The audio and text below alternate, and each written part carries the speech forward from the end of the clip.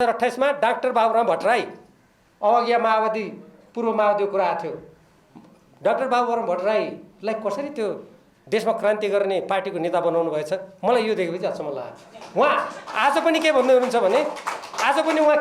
भने यो सम्झौता पारित हुनै पर्छ, सुरु गरे पनि बाबुराम भट्टराई हो। याद गर्नुहोस्, यो एमसीसी भनेको हिन्द प्रशान्त रणनीतिको अंग हो भनेका छन्। तर मलाई आश्चर्य लाग्छ, नेपालका कोही हामी खुबै विद्वान हौँ, कहाँ पढेका छ भन्ने मान्छेहरू के भन्छन् भने कहाँ यो त एमसीसी अंगै होइन। अमेरिकाको मन्त्रीले भन्ने यी कस्ता दलाल हुन्, अमेरिकाको मन्त्रीले त्यसो भन्छ होइन भन्ने कस्ता दलाल हुने। चिनो यिनलाई। नेपाली देशभक्त जनताले यो राष्ट्र जोगाउने हो भने सशक्त आन्दोलन गर्नुपर्छ। म त्यसैले भनिरहेको छु, जो धारा कहाँ छ यो लेख्या भन्ने त्यहाँ आँखा खोलेर पढ। यदि आँखा कमजोरी छ, पावर पुग्दैन भने चस्मा सम्बन्धी डाक्टरलाई देखाएर उपयुक्त चस्मा लाएर पढ। म त्यो भन्छु।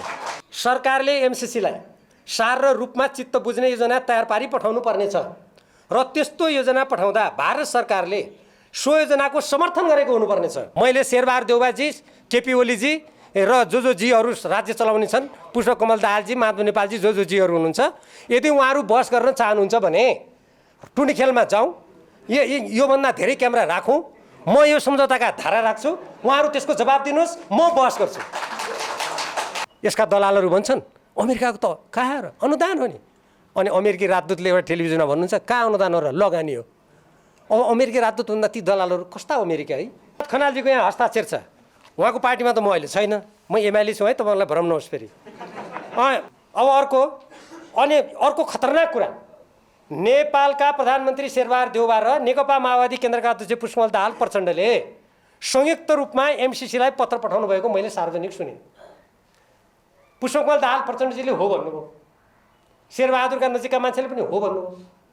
शेरबहादुरजीले त प्रधानमन्त्रीको हैसियतले पठाउनु भयो, पुष्पकमल दाहालजीले के हैसियतले पठाउनु भयो कूटनीतिमा?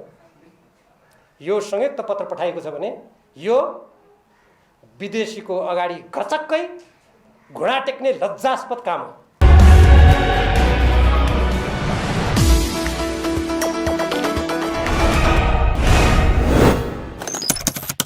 स्वाधीन नेपालीहरू हौँ हामी।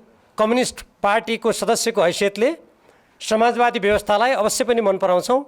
समाजवादी विश्व हाम्रो मित्र हो, त्यसमा कुनै शङ्का छैन।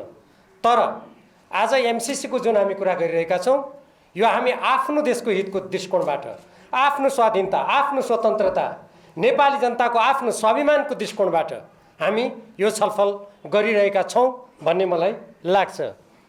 हुन त यसमा म राजनीति शास्त्रको विद्यार्थी पनि हुँ। अब यसमा यो लोकतन्त्रको कुरा पनि जोड्नु भएको छ, अमेरिकी डेमोक्रेसीको कुरा। त्यसमा कुरा गऱ्यो भने फेरि यो विषय अन्यत्रै जान्छ। म त्यता अहिले जान चाहन्न। हाम्रो देशको संविधान, हाम्रो कानुन, हाम्रो स्वाधीनता र हाम्रो आफ्नो देशको अखण्डतासँग एकदमै सम्बन्धित भएर आएको मिलेनियम च्यालेन्ज कर्पोरेसनसँगको जुन सम्झौता छ, म त्यो सम्झौतामा मात्रै केन्द्रित रहेर यहाँहरूको समक्ष कुरा राख्न चाहन्छु।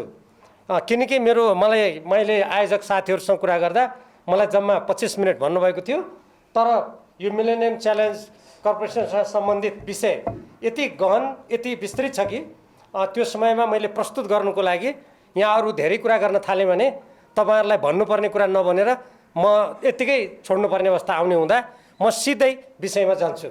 र यसमा सबभन्दा पहिले तपाईँहरू यहाँ जति सहभागी हुनुहुन्छ साथीहरू, म एउटा कुरा सुरुमा के भन्न चाहन्छु भने मैले बारम्बार यो कुरा विभिन्न ठाउँमा भन्ने गरेको छु। हामी राजनीतिक दल विशेषमा विभिन्न किसिमले विभिन्न दलमा लागेका होला, तर हामी जन्मिँदाखेरि कोही पनि राजनीतिक दलको सदस्य थिएनौँ। सम्झना रहोस् सबैलाई, हामी केवल नेपालमा जन्मेका आमा बाबुका नेपाली मात्र थियौँ। त्यसकारण हाम्रो मातृभूमिको स्वाधीनता कुनै पनि राजनीतिक दल, कुनै पनि सरकारका नियम कानुनभन्दा त्यो बलियो छ, माथि हुनुपर्छ। यसमा यहाँहरूको ध्यान जाओस् भनेर म विशेष आग्रह गर्न चाहन्छु। अब म नेपाल सरकार र संयुक्त राज्य अमेरिकी सहयोग निकाय मिलेनियम च्यालेन्ज कर्पोरेसन बीच भएको जुन अनुदान सहायता सम्झौता भनिएको छ, यसका प्रावधानहरूको बारेमा जो हाम्रो राष्ट्रको सार्वभौमसत्ताको विरुद्धमा छन्, हाम्रो नेपालको संविधानको विरुद्धमा छन्, हाम्रो कानुनको विरुद्धमा छन् र नेपाली स्वाधीनता र हाम्रो स्वाभिमानको विरुद्धमा छन्, म ती दफाहरूमा जान चाहन्छु। कतिपय मानिसहरू के भन्छन् भने कहाँ लेखेको छ यस्तो, कहाँ छ यस्तो, म यही सन्दर्भमा सुरुमै देशका प्रधानमन्त्री जस्तो व्यक्तिले सार्वजनिक रूपमा एउटा बोल्नुभएको हुनाले यहाँहरूको ध्यान त्यहाँ पनि छ मैले लेखेको। तर एउटा कुरासँग सुरुमै ध्यान आकर्षित गराउन चाहन्छु, किनभने शेरबहादुर देउवाजी प्रधानमन्त्री हुनुहुन्छ, उहाँले सार्वजनिक रूपमा के भन्नुभयो भने यो अमेरिकाको कानुन मान्नुपर्ने कहाँ लेख्या छ। म यहीँबाट चुनौती दिन्छु, शेरबहादुरजीलाई सुनाउने कोही यहाँ हुनुहुन्छ भने त्यहाँ बाहिर गएर मोबाइल उहाँलाई प्रत्यक्ष प्रसारण गरेर सुनाइदिन म अनुरोध गर्छु। म उहाँलाई भन्छु यो सम्झौता यो मैले लेखेका सम्झौता होइन, यो निलो रङमा छ, यो प्रतिनिधि सभामा प्रस्तुत गरिएको सम्झौताको मूल प्रति हो। यो मूल प्रतिको पृष्ठ नम्बर 10 को धारा 5 को धारा 5 को 5(1) को ख को 3 म पढेर सुनाउन चाहन्छु। यो विशेष गरी शेरबहादुर देउवाजीको लागि पढेको म पढेर सुनाउन चाहन्छु। एमसीसी वित्तीय व्यवस्थाको उपयोग वा प्रस्तुत सम्झौताको निरन्तर कार्यान्वयन वा कार्यक्रमले वर्तमान वा भविष्यमा लागू हुने प्रचलित कानुन वा संयुक्त राज्य अमेरिकाको सरकारको नीतिको उल्लङ्घन गरेमा। के भने हो आजको कानुन त हाम्रो पूर्व मुख्य सचिव यहाँ पढ्नु बस्नु भएको छ, म उहाँलाई त चुनौती दिन्न। उहाँले अमेरिकाका वर्तमान कानुन कति पढ्नु भएको छ म उहाँलाई भन्दिनँ। अरूले कसले पढ्नु भएको छ म गर्नुहोस् मनमा, मैले त सबै कानुन पढाएको छैन, इमान्दारीका साथ भन्छु। चाहिने जति यो एमसीसीको कानुन पढाएको छु, अरू केही अमेरिकाको रक्षा मन्त्रालय परराष्ट्र मन्त्रालयले अहिलेको यो खास गरी विश्वव्यापी सुरक्षासँग सम्बन्धित त मैले पढाएको छु, तर अमेरिकाको सबै कानुन मैले पढाएको छैन। त्यो कानुन त छोडिदिनुहोस्, भविष्यमा बन्ने कानुन गजब छ। यो नेपालीहरू सबै मूर्खै हुन्छन् भने लेख्या होला होइन यो, तर यो सम्झौता गर्नेहरू मात्रै मूर्ख नेपाली हुन्, हामी होइनौँ। यो कुरा बुझ्नु पर्यो।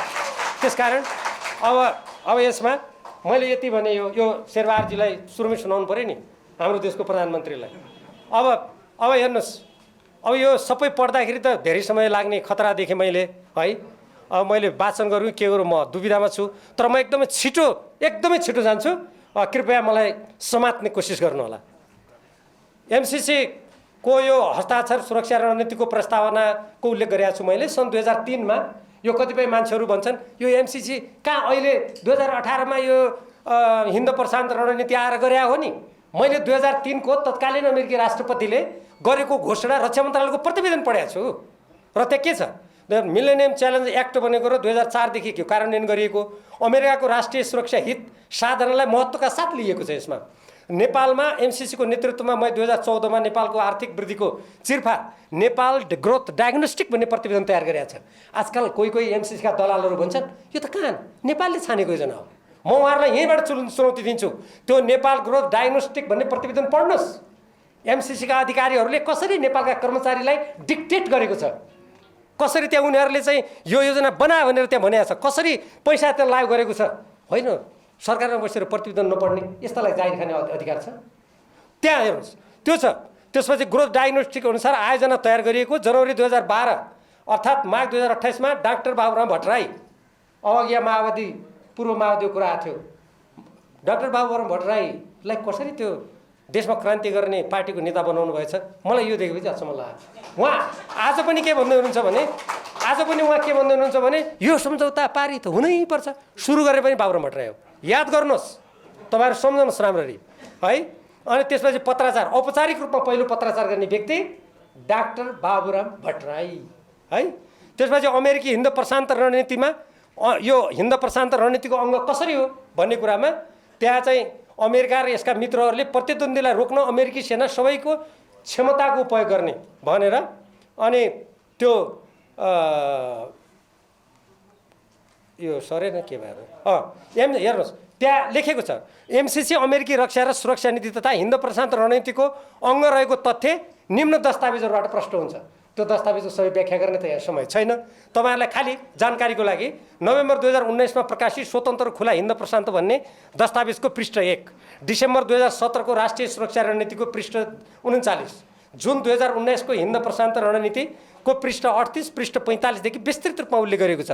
त्यस्तै मई 14 2019 मा अमेरिकी उपसहायक मन्त्री डेभिड जे रेन्जले प्रष्ट रूपमा भनेका छन् र त्यस्तै अर्को अमेरिकी सहायक राज्य मन्त्री एलिस वेल्सले यो एमसीसी भनेको हिन्द प्रशान्त रणनीतिको अङ्ग हो भनेका छन्। तर मलाई आश्चर्य लाग्छ नेपालका कोही हामी खुबै विद्वान हौँ, कहाँ पढेका छ भन्ने मान्छेहरू के भन्छन् भने कहाँ यो त एमसीसी अङ्गै होइन। अमेरिकाको मन्त्रीले भन्ने यी कस्ता दलाल हुन, अमेरिकाको मन्त्रीले त्यसो भन्छ होइन भन्ने कस्ता दलाल हुने, चिनो यिनलाई। अर्को नेक्स्ट, अब त्यस्तै एमसीसीबाट प्राप्त हुने 50 करोड डलरको कुरा जुन गरेको छ नि, अब यो सबै रकमको जुन ब्रेकडाउन छ सबै विस्तृत, अब यो तपाईँहरूलाई यहाँ व्याख्या गर्ने मलाई समय छैन। तर म यति मात्रै संक्षेपमा भन्छु, यसको लगभग 36-37% मात्रै वास्तविक परियोजनामा खर्च होला। अहिले 5 तारे होटलमा एक एन्ड यतिमा यसको कार्यालय छ। अनि म प्रश्न गर्न चाहन्छु, यो नेपाल सरकारको कार्यालय भन्ने महोदयहरू, नेपाल सरकारको कार्यालय भनेको एक एन्ड यति होटल हो कि सिंहदरबार हो? र त्यहाँ यति धेरै नेपाली तपाईँ हाम्रो राजस्वको खर्च गरिएको छ कि मैले त्यसैले भनेको छु नेपाली देशभक्त जनताले यो राष्ट्र जोगाउने हो भने सशक्त आन्दोलन गर्नुपर्छ, म त्यसैले भनिरहेको छु। अर्को नेक्स्ट, अब हेर्नुहोस् यसको नेपालको कानुन हित स्वाधीनता र सार्वभौमसत्ता समानता विपरीतका प्रावधानहरू हेर्नुहोस्। अब यी प्रावधानहरू यति धेरै छन् तपाईँहरूलाई सम्झाउनु पनि गाह्रो, मलाई 25 मिनटमा भन्न पनि गाह्रो। तर म एकदमै छिटो जान्छु। सेप्टेम्बर 14 2017 मा नेपाली काङ्ग्रेसका अर्थमन्त्री ज्ञानेन्द्र बहादुर कार्की र एमसीसीका कामु प्रमुख कार्यकारी अधिकृत जोनाथन जी नासद्वारा वाशिङटनमा हस्ताक्षर गरियो होइन। अब यो त्यहाँ हस्ताक्षर गरियो। ल तपाईँहरू भन्नुहोस्, यहाँ पूर्व मुख्य सचिव यहाँ हुनुहुन्छ, म पनि राज्यका विभिन्न निकायमा बसेकै मान्छे हुँ। म नेकपा एमालेको विदेश विभागमा सबभन्दा लामो समय काम गर्ने मान्छे मै हुँ, सचिवदेखि सदस्यसम्म। युएन जनरल एसेम्ब्लीमा सम्बोधन गर्नेदेखि लिएर अन्तर्राष्ट्रिय क्षेत्रमा धेरै काम गरेको छु। अनि एउटा मन्त्रीले त्यो काम कर्मचारीसँग हस्ताक्षर गर्छ अनि यस्ता नालायक मान्छेलाई देश चलाउने अधिकार छ? राष्ट्रको गरिमा, राष्ट्रको कूटनीतिक मर्यादा त्यहीबाट सुरु हुन्छ। यो सम्झौता असमान हो भन्ने कुरा त्यहीबाट सुरु हुन्छ। त्यसपछि हेर्नुहोस्, असमान सम्झौता मैले भनिसकेँ, सार्वभौमिक समानताको सिद्धान्त अनुरूप छैन। यो कतिपय प्रावधानहरूले नेपालको आत्मनिर्णयको अधिकार र स्वाधीनतामा आँच पुर्याएको छ। यो कहाँ पुर्याएको छ? कतिपय मान्छे भन्छन् कहाँ पुर्याएको छ हेर भनेर। म तिनीहरूलाई यहीँबाट भन्न चाहन्छु, तिमीहरू प्रस्तावना पढ। धारा 3 दफा 3.2 छ, धारा 5 को 5.1 र 5.2, धारा 6 ग 6.3 ख, धारा 7 ब्र्याकेटमा 7.1 सम्झौताको अनुसूची 1 ग 1 क ग 2 कार्यान्वयन सम्झौताको धारा 1 देखि लिएर ती सबै त्यहाँ मैले जति लेखेँ ती सबै पढ विद्वानहरू। जो धारा कहाँ छ यो लेख्या भन्ने त्यहाँ आँखा खोलेर पढ। यदि आँखा कमजोरी छ, पावर पुग्दैन भने चस्मा सम्बन्धी डाक्टरलाई देखाएर उपयुक्त चस्मा लाएर पढ, म त्यो भन्छु। अर्को नेक्स्ट, अब हेर्नुहोस्, आयोजनाको अवधि 5 वर्ष छ नि। यो कहाँ यो असीमित भने 5 वर्षमा योजना बन्छ गइहाल्छ नि। अब हेर्नुहोस् कति ढाँटेको छ त्यसलाई।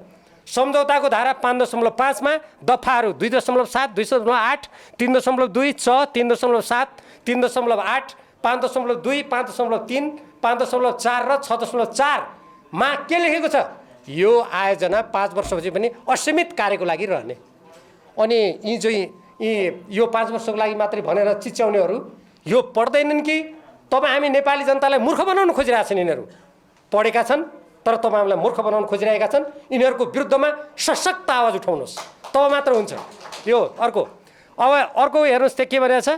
अब यो नेपालको कानुन सम्झौता नेपालको कानुनभन्दा माथि रहने र अमेरिकाको वर्तमान र भविष्यमा बन्ने कानुन मान्नुपर्ने मैले भनिसकेँ। अन्तर्राष्ट्रिय कानुन लागू हुने कहाँ लेखेको छ? धारा 5.1 को 3.5.1 ख कार्यान्वयन सम्झौताको धारा 4 दफा 5 अन्तर्राष्ट्रिय कानुन किन लागू हुने? अब कोही मान्छे भन्छन् होइन, अरू सम्झौतामा पनि त यो मध्यस्थता कानुन हुन्छ नि। विवाद भयो भने कहिले सिङ्गापुरको कानुन कहिले बेलायतको कानुन लागू हुन्छ नि। कति ढाँटेको। म अन्तर्राष्ट्रिय कानुनको पनि विद्यार्थी हुँ, यहाँ अरू पनि साथीहरू हुनुहुन्छ। मध्यस्थता सम्बन्धी कानुन भनेको के हो भने विवाद भएपछि या त सम्झौता गर्ने देशहरूले त्यो देशको कानुन मान्न तयार भयो भने त्यही देशको कानुनअनुसार विवादको निरूपण हुन्छ। यदि उनीहरूले त्यो मानेन भने एउटा कुनै अर्को निष्पक्ष अर्को कुनै देशको कानुन मानेर त्यहाँ चाहिँ विवाद पऱ्यो भने मुद्दा परेर त्यो देशको कानुनअनुसार त्यो सम्झौताको बारेमा टुङ्गो लाग्छ। तर यहाँ कुनै विवादको कुरा छ र? यहाँ एमसीसँग सम्झौतै भएको छैन, विवादको कुरा छ र? किन लाग्यो अन्तर्राष्ट्रिय कानुन? यो केही पनि होइन। यो के हो भने जसरी हाम्रो संसदबाट पारित गरेर हाम्रो संविधानभन्दा माथि बनाइदिएपछि त भोलि मान्नुहोस् अमेरिकाले हिन्द प्रशान्तमा अमेरिका र चीनको त्यहाँ द्वन्द्व भयो या लडाइँ नै भयो मान्नुहोस्। त्यसपछि अमेरिकाको काङ्ग्रेसले के कानुन बनाइदिन्छ भने एमसिसी सम्झौता भएको नेपालको त्रिभुवन अन्तर्राष्ट्रिय विमानस्थल नभए भर्खरै बनेको भैरवामा लडाकु जहाज अवतरण गर्ने कानुन बनाइदियो। के गर्नुहुन्छ अब? यसको जवाब दिनुपर्छ कि पर्दैन? शेरबहादुर देउवा र डाक्टर बाबुराम भट्टराई जस्ताले पर्छ। त्यसैले केपी ओलीले पनि दिनुपर्छ। मैले सुनिसकेँ। अर्को 5, अमेरिकाको सुरक्षा नीति र स्वार्थको प्रतिकूल नेपालले कुनै काम गरे भन्ने लागेमा आयोजना तुरन्त रद्द हुने। ल हेर्नुहोस् कति खतरनाक छ। यसको कुन दफामा छ? सुरक्षा नीति र स्वार्थ अपरिभाषित छ। यो कहाँ लेखिएको छ? धारा 5 दफा 5.1 को 4 कम्प्याक्टको धारा 2 दफा 2.7 मा लेखिएको छ। अब अमेरिकाको सुरक्षा हितमा आघात पर्ने भने के हुनसक्छ? जब शक्ति राष्ट्रहरू द्वन्द्वमा छन् भने भोलि सडक पनि उसको सुरक्षाको हित विपरीत हुनसक्छ। अघि भनिसकेँ, म दोहोऱ्याउन चाहन्न। हामी कुनै पनि शक्ति राष्ट्रहरूको द्वन्द्वमा नेपालको संविधान बमोजिम प्रवेश गर्न सक्दैनौँ। किनभने नेपालको संविधानले हामीलाई के भन्छ भने हामीलाई संयुक्त राष्ट्रसङ्घको बडापत्र, पञ्चशीलका सिद्धान्त र असंलग्नताका मान्यताका आधारमा परराष्ट्र नीति चलाऊ भन्ने हुन्छ। मलाई सम्झना छ, म संविधान मसौदा समितिको पनि सक्रिय सदस्य हुँ। त्यहाँ हामीले यति ठुलो सङ्घर्ष गऱ्यौँ र त्यहाँ के लेख्यौँ हामीले लेख्न सफल भयौँ भने सबै असमान सन्धि सम्झौताहरूको पुनरावलोकन हुनेछ र अब उपरान्त सबै सम्झौताहरू समानताको आधारमा नेपालको राष्ट्रिय हित अनुकूल हुनेछन्। अनि यो चपाएर डाक्टर बाबुराम भट्टराईजी शेरबहादुरजीले खाने चपाउने बेसरी अनि केपीजीले त्यसलाई लगेर संसदमा पस्केर आफ्नो खल्तीमा हाल्ने मिल्छ? अब अर्को, अब अमेरिकाको सुरक्षा नीति र स्वार्थको प्रतिकूल नेपालले कुनै काम गरेको यो मैले भनिसकेँ। आयोजना छनौटको अध्ययन एमसिसीकै नेतृत्वमा भएको मैले अघि भनिसकेँ, नेपाल ग्रोथ डायग्नोस्टिक्स। र त्यसपछि पहिलेको कार्ययोजना परिवर्तन गरी अब यसमा सुन्नुहोस्, पहिले नेपाल विद्युत प्राधिकरणले कसरी गरेको थियो भने यो प्रसारण लाइनको अध्ययन हाम्रो जस्तो तराईमा जुन हाम्रो राजमार्ग छ, हामी आजकल लोकमार्ग भन्छौँ, हाइवे, र त्यो बाटोबाट हाम्रो प्रसारण लाइन लैजाने अनि उत्तर दक्षिण त्यसलाई जोड्ने कति राम्रो आयोजना थियो। जब यसमा एमसिसी छिर्यो त्यो परिवर्तन गरिदियो। अनि त्यसका दलालहरू आज के भन्छन् भने हामीले छानेको योजना हो नि, कति ढाँटेको। नेपालमा कोही पनि पढाए मान्छे छैन लाग्छ क्या हो तिनीहरूलाई? हेर्नुहोस् त्यो होइन। त्यसपछि अब यो यो सहमति लिएर अब अर्को हेर्नुहोस्, यहाँ अर्को त मैले अनुसूचित 2 खण्ड बी भने यो पनि पढेर सुनाउनु लायक छ, किनभने यो नेपालीहरूले बुझ्नुपर्ने छ। हेर्नुहोस्, यो अनुसूची 5 लागू हुनका लागि अतिरिक्त पूर्व शर्तहरू। यो अतिरिक्त पूर्व शर्तको मैले बुँदा नम्बर 7 मा उल्लेख गरेको छु। सुन्नुहोस्, सरकारले एमसिसीलाई सार र रूपमा चित्त बुझ्ने योजना तयार पारी पठाउनु पर्नेछ र त्यस्तो योजना पठाउँदा भारत सरकारले सो योजनाको समर्थन गरेको हुनुपर्नेछ। त्यस्तो योजनाले 1 नयाँ बुटवल अन्तरसीमा गोरखपुर प्रसारण लाइन निर्माणको लागि आवश्यक प्रमुख वित्तीय तथा प्राविधिक कार्ययोजना र 2 सोको परिचालनका लागि आवश्यक सिद्धान्त समेटेको हुनुपर्नेछ। यो 2 पक्षीय सम्झौता हो कि 3 पक्षीय हो कि बहुपक्षीय हो कि त्योभन्दा पनि धेरै पक्षीय हो। यो के भारतको उपग्रह हो हामी? बाबुरामजीलाई जियानमा पढ्या बेला त्यस्तो लागेका छन्, उहाँलाई लागोस्। नेपाल उपग्रह होइन कुनै पनि देशको। केपी ओलीजी र शेरबहादुरलाई लागेका हो भने उपग्रहको प्रधानमन्त्री किन हुने? मुख्य ग्रहकै प्रधानमन्त्री हुनु गए भइगयो नि, यहाँ किन हुने? त्यसकारण नेपाल कुनै पनि देशको उपग्रह होइन। यदि द्विपक्षीय सम्झौता हो भने तेस्रो देशको सहमति लिनुपर्ने कुरा यो सरासर नेपालको सार्वभौम सत्ताको विरुद्धमा छ। अर्को हेर्नु, विद्युत प्रसारण लाइन र आयोजनामा उपयोग हुने भूमिमा एमसिसीको अनिश्चितकाल नियन्त्रण हुने।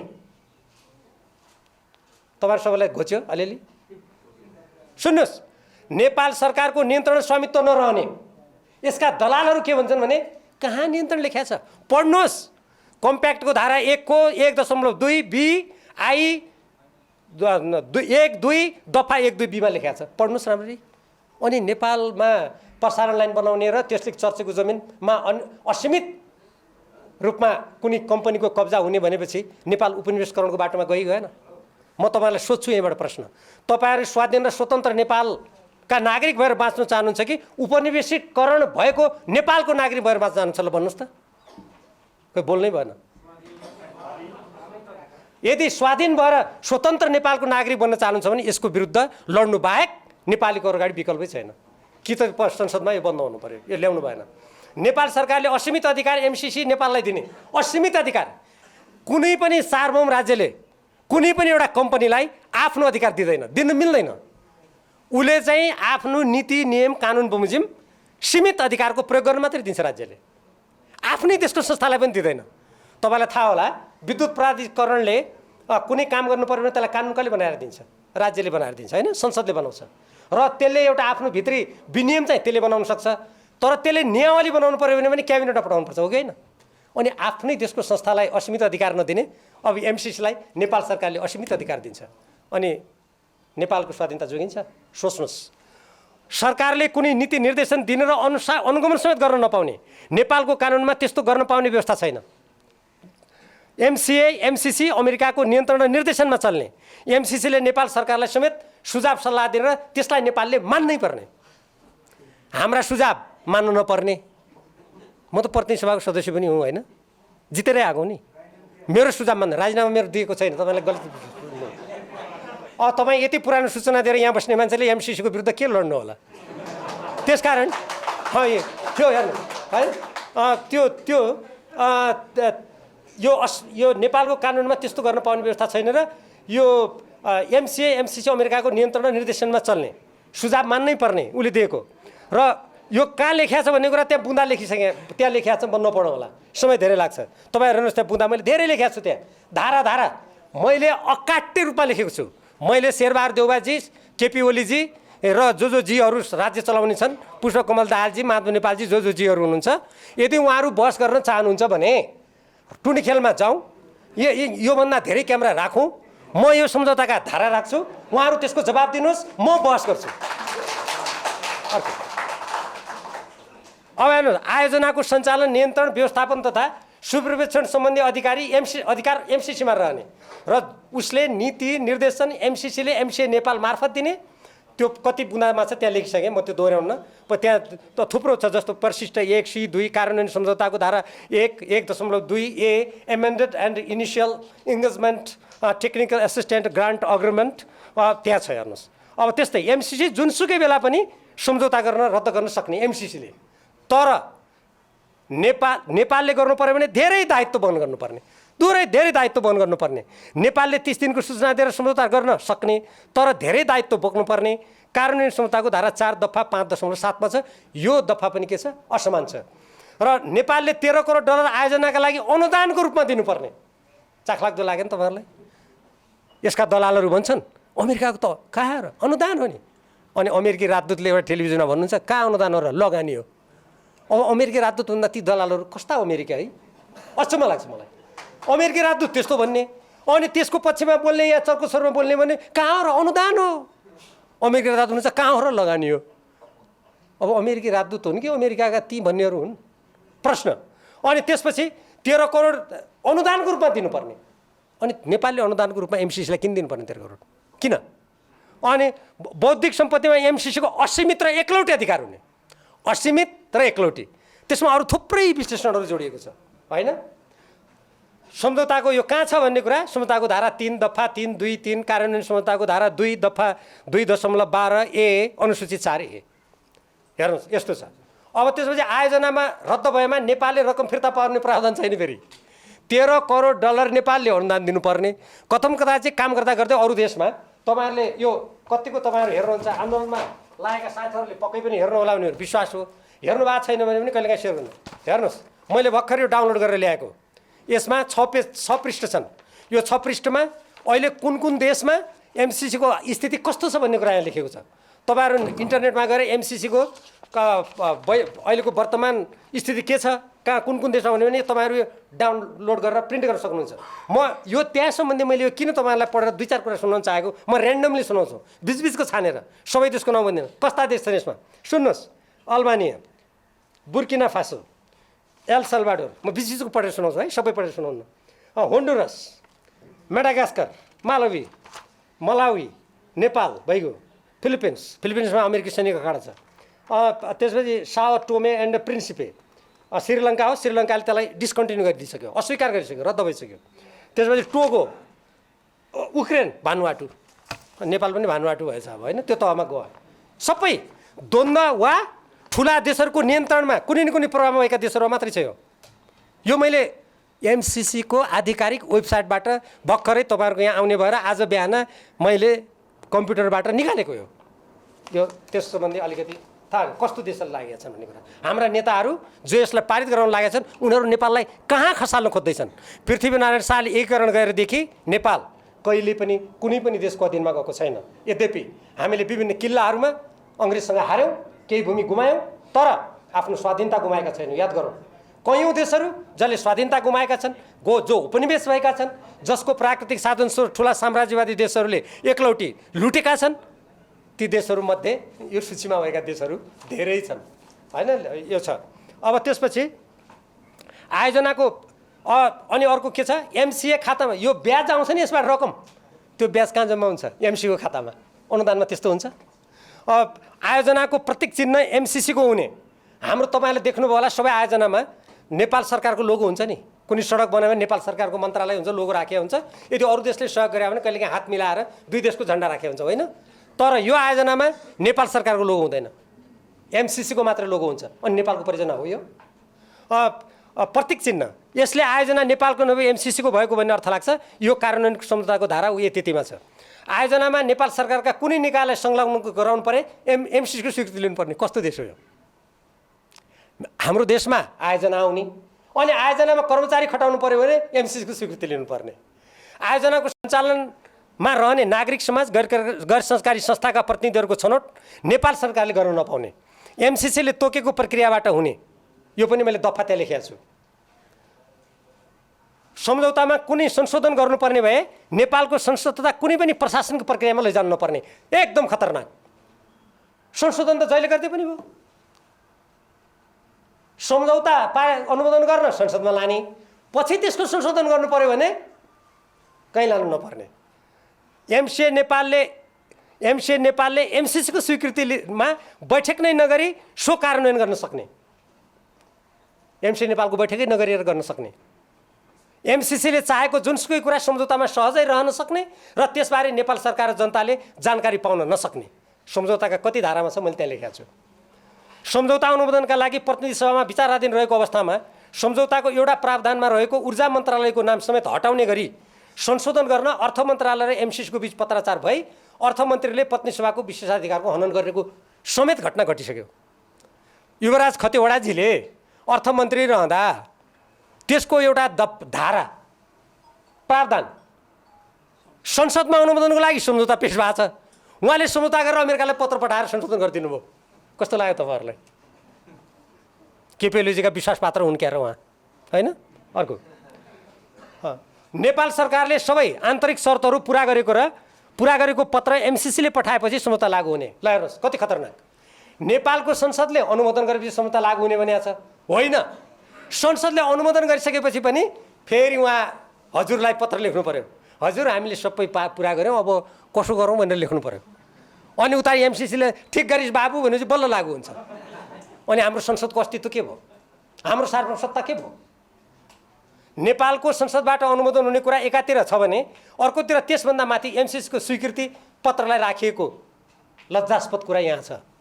विद्युत उत्पादन, वितरण र महसुल निर्धारण एउटा स्वतन्त्र निकाय र कम्पनीको जिम्मा लगाउने प्रावधान राखेको त्यस्तो कम्पनी स्वदेशी, विदेशी, सरकारी वा निजी कस्तो हुने भन्ने कुरामा मौनता।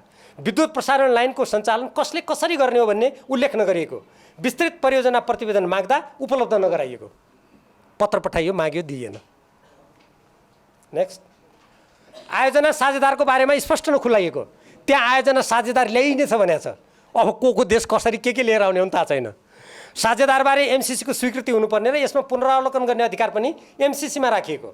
नेपाल सरकारको निर्णयाधिकारलाई सीमित पारिएको र सरकारले कुनै निर्देशन दिन नसक्ने, नीति निर्णय गर्न नसक्ने। एमसिए नेपाल एमसिसी प्रति उत्तरदायी हुने यस्तो व्यवस्था कहाँ छ? यदि कुनै महानुभावले तपाईँ भीमरावले यत्तिकै बोलिस् भन्नुहुन्छ भने त्यहाँ लेखेको छु नि मैले धारा, त्यो पढ्नु उहाँलाई सुझाव दिदिनु होला है। तपाईँहरू कसैले त्यो बोल्यो भने फोन गरेर भनिदिनु होला। उहाँले धारा यो लेख्नु भएको थियो त्यहाँ भनेर। त्यहाँ हेर्नुहोस् धारा कति छन्। एमसिसीको कारण कुनै क्षतिपूर्ति दिनुपर्ने अवस्था आएमा नेपाल सरकारले तिर्नुपर्ने। क्या गजब! नेपाल सरकारले अनुगमन गर्न नपाउने, मर्मत गर्न नपाउने, हेर्न नपाउने, तर नोक्सान भयो भने तपाईँ हामीले तिरेको करबाट, ढुकुटीबाट नेपाल सरकारले क्षतिपूर्ति दिने। क्या समान सम्झौता गरेछ, होइन? ज्ञानेन्द्र बहादुर कार्कीले। लाज पनि लाग्दैन है जनतालाई यस्तो भन्न। तर आयोजनाको अनुगमन र सुप्रीक्षणको अधिकार नेपाल सरकारलाई नहुने कहाँ छ त्यो त? कार्यान्वयन क्षमताको धारा 1 दफा 1.3B8 दफा 2.1 मा छ त्यो, हैन? आयोजनाका कर्मचारी एमसिए नेपालले नियुक्त गर्ने, नियुक्त हुने व्यक्तिको नागरिकता कुन देशको हो भने हेर्न नपाइने, विदेशीहरूलाई निर्वाध प्रवेशाज्ञा दिनुपर्ने।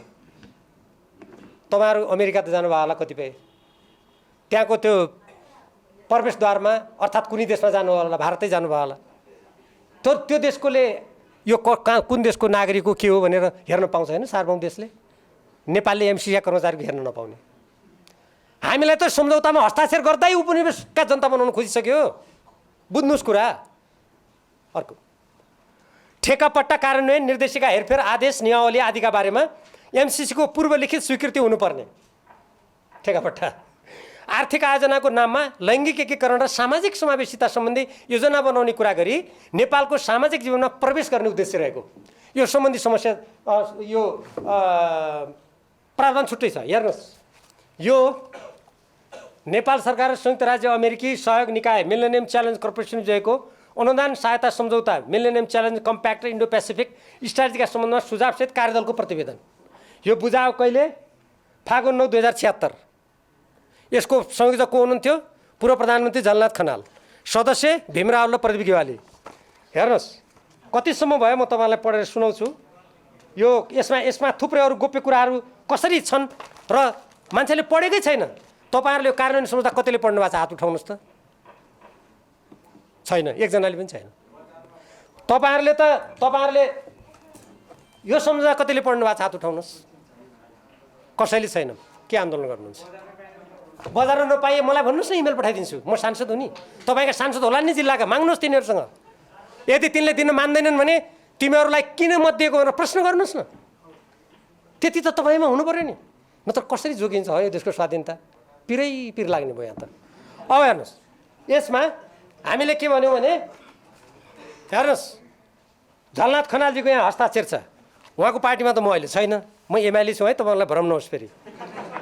झलनाथ खनाल सुन्नुहोस्, आवश्यक दस्तावेजहरू उपलब्ध गराइदिनका लागि यहाँ पत्र पठाइयो।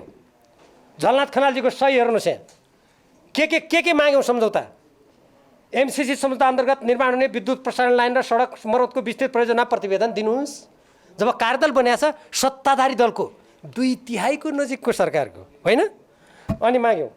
त्यसपछि environmental and social management plan, social and gender integration plan, procurement agent agreement, project cooperation agreement, Nepal र अमेरिका जोएको स्टेट पार्टनरसिप कार्यक्रम सम्झौता। झलनाथ खनालजी त मभन्दा धेरै ठुलो नेता होइन, प्रधानमन्त्री भइसक्या।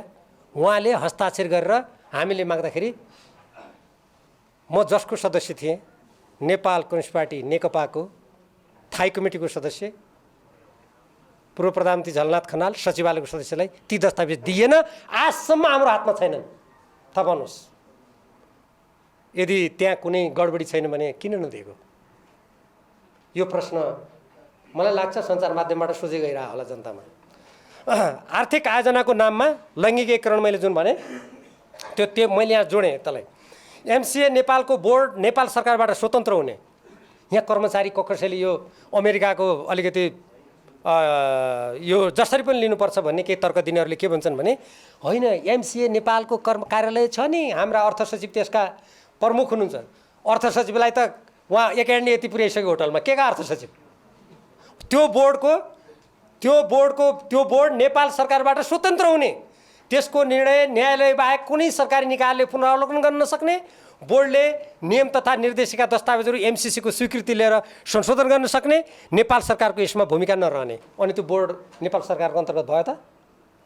यदि नेपाल सरकारका कुनै मुख्य सचिव मन्त्रीलाई अलमल छ भने म कानुनको विद्यार्थी हुँ, मेरो कानुनी सल्लाह लिए हुन्छ नि, म दिन्छु नि के हुन्छ भन्ने कुरा। अर्को, आयोजनाको लागि आवश्यक सामग्रीको प्राप्ति अमेरिकी सङ्घीय कानुन बमोजिम एमसिसीले गर्ने। होइन अमेरिका हो कि नेपाल हो? यो कि नेपालका मान्छे धेरै अमेरिका जान चाहन्छन् भने नेपाललाई नै अमेरिका बनाइदिउँ भने ठाने हो कि?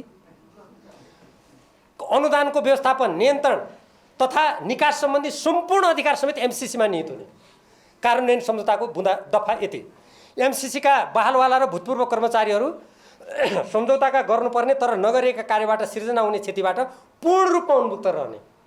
कूटनीतिमा के हुन्छ भने कूटनीतिक उन्मुक्ति भनेको त्यो जो कूटनीतिक प्रावधान बमोजिम नेपाल आएका कर्मचारी हुन् उनीहरूलाई त्यो कूटनीतिक उन्मुक्ति मात्रै हुन्छ। उनीहरूले अपराध गरेमा वा उनीहरूले गर्नुपर्ने कर्तव्य नगरेमा उनीहरू त्यो कानुन आकर्षित हुन्छ त्यहाँ। तर एमसिसीका कर्मचारीहरूलाई कूटनीतिक उन्मुक्ति मात्रै होइन, नेपालमा कुनै आपराधिक घटना घटायो भने पनि उनीहरूलाई उन्मुक्ति छ र त्यसमा उनीहरूलाई कसैले छुन सक्दैन। र उनीहरूले कूटनीतिक मान्यता अनुरूप उन्मुक्ति हुन सक्ने भए पनि सम्झौता अनुरूप गर्नुपर्ने काम नगरी नेपाललाई क्षति पुग्ने कार्य गर्दा समेत नेपालको कानुनले नछुने। यहाँ आएर नेपाललाई क्षति हुने उनीहरूले काम गर्यो भने पनि तपाईँ हामीले एमसिसी जिन्दाबाद, एमसिसीका कर्मचारी महान हुन् भन्नुपर्ने। एमसिसीसँग सम्झौता गर्ने पहिलो देश माडागास्कर तथा दक्षिण एसियाका श्रीलङ्का र मलेसियाको अनुभव नकारात्मक रहेको, श्रीलङ्काले सम्झौतालाई रद्द गरिसकेको। नेक्स्ट, सम्झौता र कार्ययोजनाका कतिपय प्रावधानहरू संयुक्त राष्ट्रसङ्घको बडापत्र, पञ्चशील र असंलग्नताका सिद्धान्तमा आधारित नेपालको स्वतन्त्र परराष्ट्र नीति, नेपालको संविधानमा उल्लेखित समाजवाद उन्मुख शासन व्यवस्था तथा राष्ट्रिय हित, स्वाधीनता र स्वाभिमानको प्रतिकूल रहेका, आयोजनाको छनौटमा एमसिसीलाई चित्त बुझ्ने गरी तथा भारतको सहमति लिएको हुनुपर्ने प्रावधानले नेपालको स्व निर्णयको अधिकार र स्वाधीनतामा असर पर्ने, यस्तो प्रावधानले भविष्यमा अन्य देशसँग विकास सहायता लिने कार्यमा समेत नराम्रो नजिर स्थापित हुने। तपाईँहरूलाई एउटा कुराको म तपाईँलाई जानकारी त होला तर उभिराखेपछि भनिहालौँ यो कुरा पनि। भारतले 1950 को सन्धिलाई संयुक्त राष्ट्रमा लगेर उसले दर्ता गरिसकेको छ। तपाईँहरूलाई कतिलाई थाहा छ यो कुरा? अब भारत के कुरा हेरिरहेछ भने यो एमसिसी सम्झौता प्रतिनिधि सभामा पारित हुने बित्तिकै 1950 सन्धिका सम्पूर्ण प्रावधानहरूलाई सक्रिय पार्नको लागि भारत अगाडि बढ्छ। त्यसको एउटा खतरनाक प्रावधान के छ भन्दाखेरि नेपालमा भारतीयहरूले निर्वाध रूपमा जग्गा जमिन किन्न पाउने, जो पछि पञ्चायती व्यवस्था लागू भइसकेपछि जसलाई कानुन कार्यान्वयनबाट त्यसलाई व्यवहारमा त्यसलाई निष्क्रिय पारिने। पछि भारतीयहरूले यहाँ उद्योग खोल्नु पर्दा कुनै न कुनै नेपाललाई खडा गरेर उसको नाममा खोल्नुपर्ने बाध्यता त्यसरी सिर्जना भएको।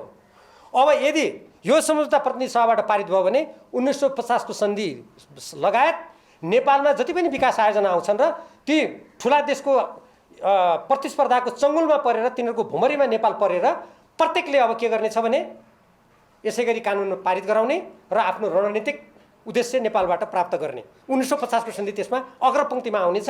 त्यसपछि नेपालको दशा के हुन्छ? नेपाल जस्तो चीन र भारतको बीचमा अत्यन्त संवेदनशील भू राजनीतिमा रहेको देशमा यस्तो स्थिति आयो भने हामी नेपालीहरूको हालत के होला हामी सबैले सोचौँ। प्रतिवेदनको प्रकरण 4.4, 5.6, 8.9, 10.6, 11.6 र 12 मा उल्लेखित विषयमा त्यसैले माथिका जुन विषयहरू हुन् यसमा अत्यन्तै गम्भीर हामी भएनौँ भने नेपालीहरूले आफ्नै देशमा पराधीन हुनुपर्ने खतरा हाम्रो अगाडि छ। नेक्स्ट, सम्झौतामा कतिपय प्रावधानसँग मेल नखाने वा अझ तिनलाई नेपालको अहितमा हुने गरी अर्थमन्त्री डाक्टर युवराज खतिवडाले एमसिसी कम्प्याक्ट अपरेसनका उपाध्यक्ष एन्थोनी टेलरसँग पदीय मर्यादा समेतको हेक्का नराखी सेप्टेम्बर 2019 मा कार्यान्वयन सम्झौता गर्नुभयो। जति बेला केपी ओली प्रधानमन्त्री हुनुहुन्थ्यो त्यो बेलामा युवराज खतिवडाले संसदबाट अनुमोदन नभएको सम्झौतालाई कार्यान्वयन गर्नुको लागि सम्झौता गर्नुभयो। त्यसकारण मैले के भनेको छु भने यसबारेमा संसदीय अनुगमन समिति गठन हुनुपर्छ, संसदले छानबिन गर्नुपर्छ र यो सम्झौता अनुमोदन नगर्दै कार्यान्वयन सम्झौता गर्ने, नुवाकोटमा जग्गा अधिग्रहण गर्ने, नेपालको अर्बौं राजस्व पाँचतारे होटलमा कार्यालय खोलेर खर्च गर्नेहरूलाई नेपालको कानुनअनुसार कारबाही गर्नुपर्छ, जसमा युवराज खतिवडा पनि पर्नुपर्छ भनेको छु मैले। अब युवराज खतिवडा पर्दा उहाँलाई संरक्षण गर्ने जो हुन् ती पनि तानिएला कानुन निष्पक्ष छ भने हैन।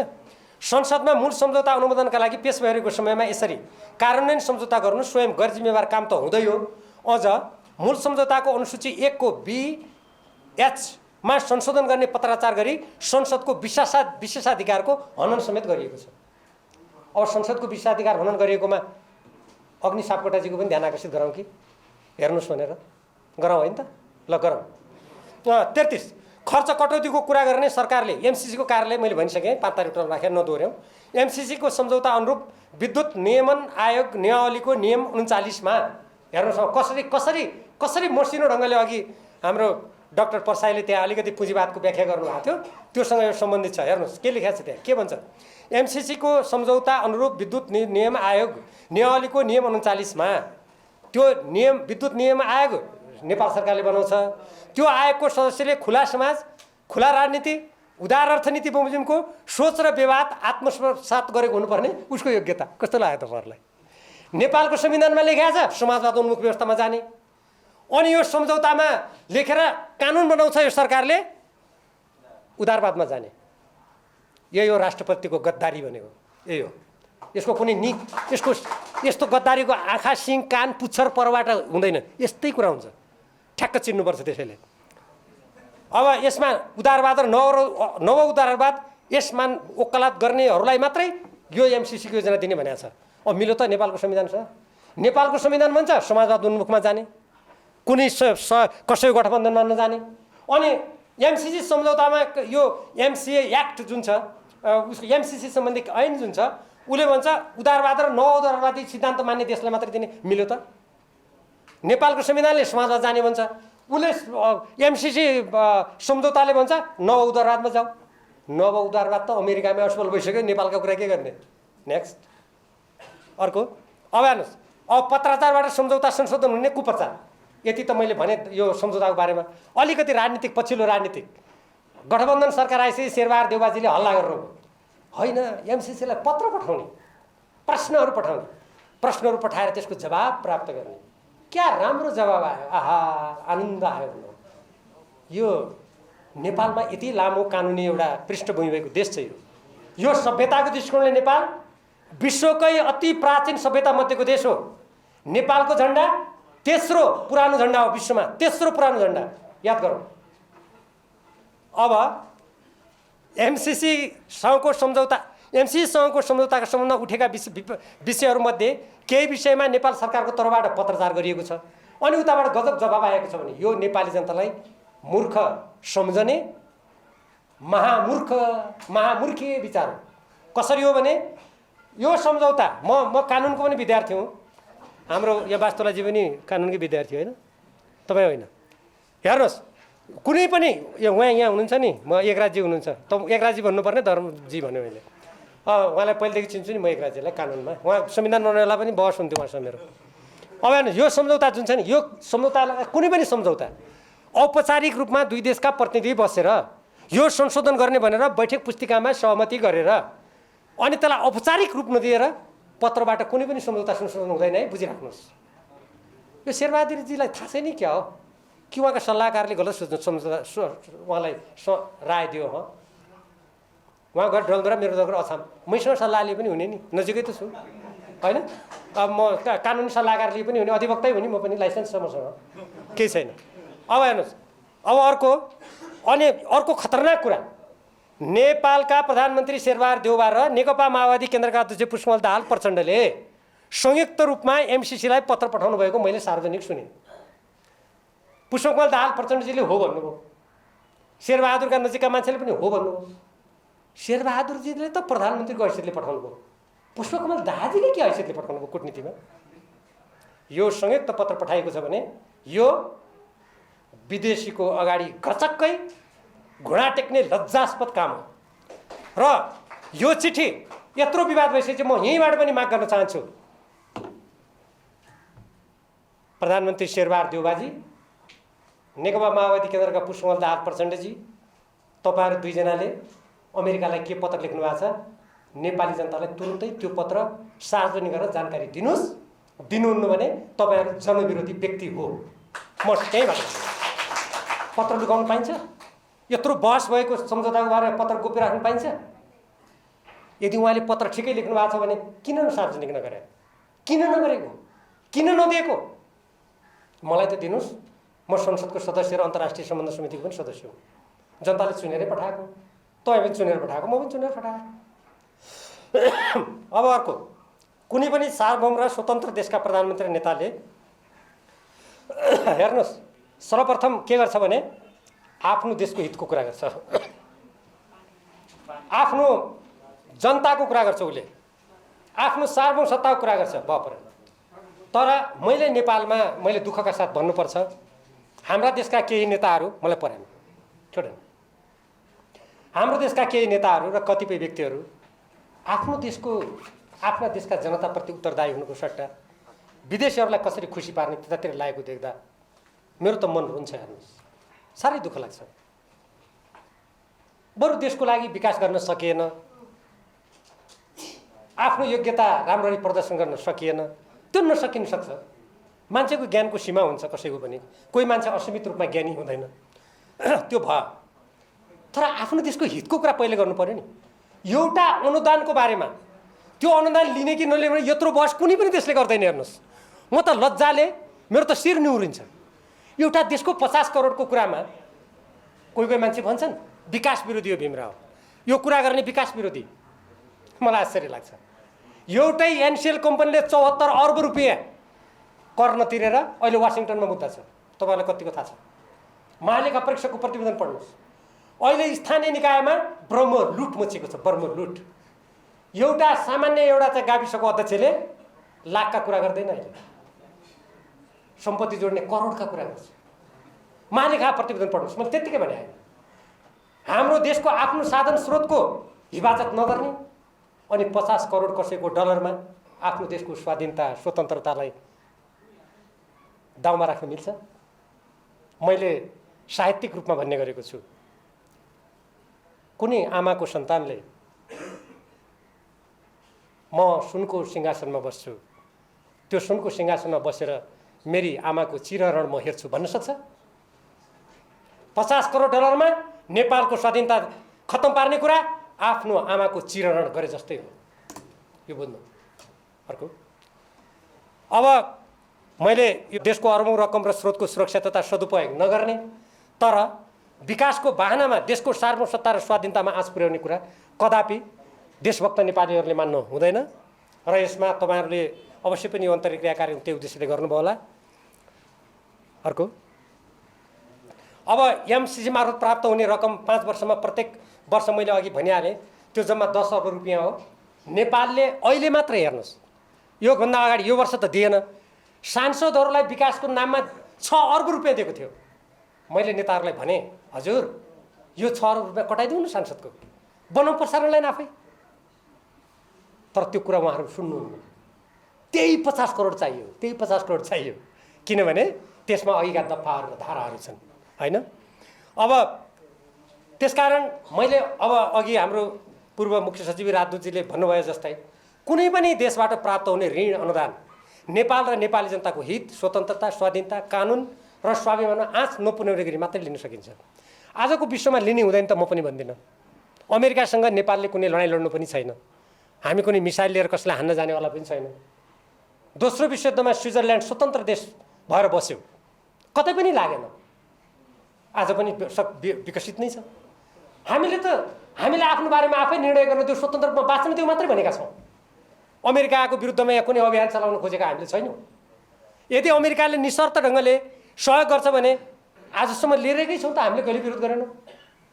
तर यसले त हाम्रो स्वाधीनतालाई सिद्ध्याएर हिन्द प्रशान्त रणनीतिको नेपाललाई अङ्ग बनाएर नेपाल भोलि रणभूमि भएर तपाईँ हाम्रो देशको स्वाधीनता नै खतरामा परेको हुनाले हामीले यो भन्नुपर्ने अवस्था आयो। त्यसकारण हेर्नुहोस्, यो राष्ट्रिय स्वाधीनता कुनै रकमसँग सट्टापट्टा गर्न सकिँदैन, गर्न मिल्दैन। अर्को, अब यो माथि उल्लेखित जति पनि कुराहरू छन्, यी कुराहरूबाट के प्रश्न हुन्छ भने यदि कोही पनि नेपाली देशभक्त छ भने एमसिसीको विरुद्धमा उभिनुपर्छ। यो सम्झौता कुनै पनि किसिमले यी दफाहरू पुरै हट्यो भने त्यति बेला सोचौँला। मैले त संशोधन गरौँ भनेर यो प्रतिवेदनमा त्यति बेला सहमति जनाएको हो। म तपाईँहरूको अगाडि साँचो कुरा गर्छु, यी सबै संशोधन गरौँ, त्यसपछि पैसा लिउँ भने म अहिले पनि त्यो भन्छु।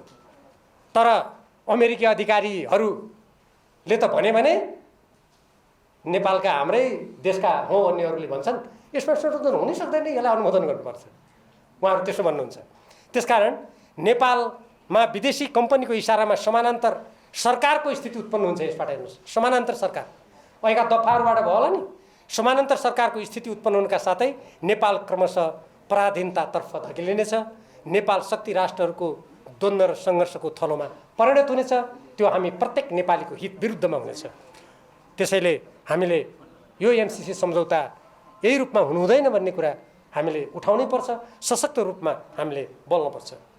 अब 2020 मा विश्वव्यापी एमसीसी सम्झौताको स्थिति के छ त भन्ने सोच्दा मैले सरसर्ती हेरेका थिएँ। एमसीसीसँग सम्झौता कार्यक्रम बन्द भएका देश 49 छन्। अहिले सम्झौता कार्यान्वयन बन्द हुने प्रक्रियामा रहेका देश 4 छन्। सम्झौताको प्रगति नै नभएका देश 13 छन्। प्रगति भएका अलिकति त्यो प्रक्रियामा गएका देश, सम्झौतामा हस्ताक्षर भएका देश 2 छन्। अनि सम्झौता त्यो निरन्तर नभएका देश 2 छन्। सम्झौता रद्द भएको देश 1 हाम्रो श्रीलङ्का पनि छ र सम्झौता भएका यो देश सेनेगल र मङ्गोलिया जो सुरुमा त्यो उनीहरूको त्यो योजना यस्तै विरोध भएर परिवर्तन भएर त्यहाँ गरिएको ठाउँ पनि छ।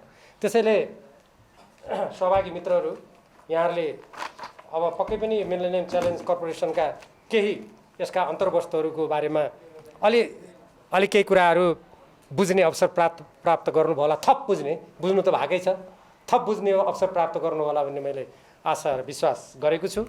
आजको यस कार्यक्रममा मलाई यहाँ आमन्त्रण गरेर हाम्रो देशको स्वाधीनता, स्वतन्त्रता, नेपाली जनताको स्वाभिमानको रक्षाको खातिर हामीले यो एमसीसी सम्झौतालाई अनुमोदन गरिन हुन्न भन्ने जुन देशव्यापी आवाज छ, यो आवाजको सम्बन्धमा केही कुराहरू राख्ने अवसर दिनुभएकोमा म हार्दिक धन्यवाद दिन चाहन्छु र तपाईँहरू सबैले मेरा कुराहरू ध्यानपूर्वक सुनिदिनु भएकोमा तपाईँहरू सबैलाई पनि म हार्दिक धन्यवाद दिन चाहन्छु। हामी नेपालीहरू कसैसँग झगडा गर्ने, कसैसँग लडाइँ गर्ने हामीले कुरा गरेका होइनौँ। हामी हाम्रो देशको कुरा गरिरहेका छौँ। चीनको राष्ट्रपतिलाई चीन महान हो, चीनको स्वतन्त्रता प्यारो छ भन्ने अधिकार छ। भारतका प्रधानमन्त्रीले भारत महान भन्नुहुन्छ, अमेरिकाका राष्ट्रपतिले अमेरिका फर्स्ट, अमेरिका महान भन्नुहुन्छ, मेरो देशको स्वाधीनता भन्नुहुन्छ। अनि नेपालीले आफ्नो देशको स्वाधीनता भन्न नपाउने, अनि आफ्नो देशको स्वाधीनताको कुरा गरे अमेरिकाको विरोध गर्यो, कसको विरोध गर्यो, चिनियाहरूको पक्ष लियो भन्ने जसले कुरा गर्छ त्यो हाम्रो देशभक्ति आवाजलाई दबाउने षड्यन्त्र हो। देशभक्ति आवाजलाई दबाउन नदिउँ, सशक्त गरौँ, नेपाल मातृभूमिको रक्षा गरौँ। धन्यवाद।